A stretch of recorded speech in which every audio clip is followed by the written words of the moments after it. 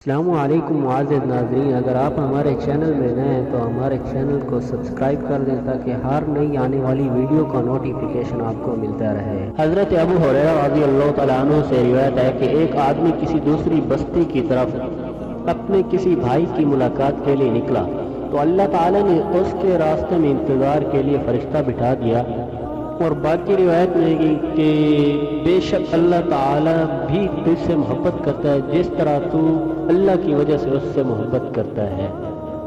دوسری حدیث یہ ہے کہ حضرت برا بن عازب رضی اللہ تعالیٰ عنہما سے روایت ہے کہ نبی اکرم صلی اللہ علیہ وسلم نے فرمایا کہ انصار سے محبت مومن ہی کرے گا اور ان سے بغض منافق ہی رکھے گا۔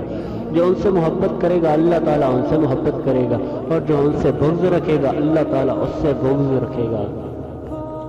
ایک اور حدیث میں آتا ہے کہ حضرت معاذ بن رضی اللہ تعالیٰ عنہ سے روایت ہے کہ میں نے رسول صلی اللہ علیہ وسلم کو یہ فرماتے ہوئے سنا کہ اللہ تعالیٰ قیامت کے دن فرمائے گا، میری عظمت و جلالت کی خاطر باہم محبت کرنے والے کہاں ہیں؟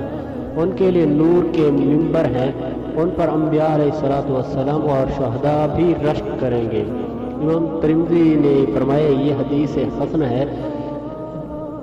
ابو ادریس خولانی بیان کرتے ہیں کہ میں دمشق کی مسجد میں گیا تو دیکھا کہ ایک جوان آدمی جس کے دانت خوب چمکدار ہیں اور اس کے پاس لوگ بیٹھے ہیں، جب وہ آپس میں کسی چیز کے بارے میں اختلاف کرتے ہیں تو اس کے متعلق اس سے سوال کرتے ہیں اور اپنی رائے سے رجوع کر کے اس کی رائے قبول کرتے ہیں۔ چنانچہ میں نے اس نوجوان کی بابت پوچھا تو مجھے بتلایا گیا کہ یہ معاذ بن جبل ہے۔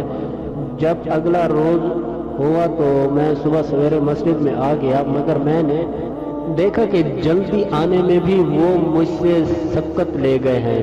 میں نے ان کو نماز پڑھتے پایا، پھر میں ان کا انتظار کرنے لگا یہاں تک کہ وہ اپنی نماز سے فارغ ہو گئے۔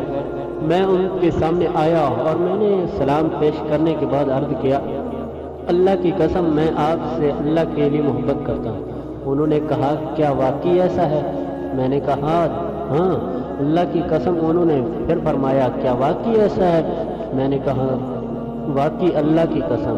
پس اس نے مجھے میری چادر کی گوٹ سے پکڑا اور مجھے اپنی طرف کھینچا اور فرمایا مبارک ہو، بے شک میں نے رسول صلی اللہ علیہ وسلم کو فرماتے ہوئے سنا، اللہ تعالیٰ فرماتا ہے کہ میری محبت ان کے لیے واجب ہو گئی ہے جو میرے لیے آپس میں محبت کرتے، ایک دوسرے کے پاس بیٹھتے، آپس میں ملاقات کرتے اور ایک دوسرے پر خرچ کرتے ہیں۔ امام مالک نے اس کو صحیح سند کے ساتھ معتم میں روایت کیا ہے۔